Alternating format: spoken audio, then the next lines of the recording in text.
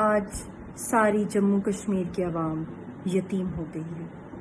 جموں کشمیر کے عظیم ترین رہنما کو آج ہم نے کھو دیا ہے۔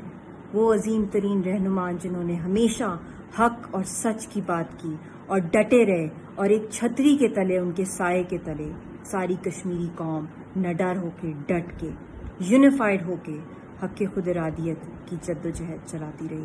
آج اس سائے سے ہم محروم ہو گئے ہیں، ہم یتیم ہو گئے۔ چھتری کے تلے، ان کے سائے کے تلے ساری کشمیری قوم نڈر ہو کے، ڈٹ کے، یونیفائڈ ہو کے حق خود ارادیت کی جدوجہد چلاتی رہی۔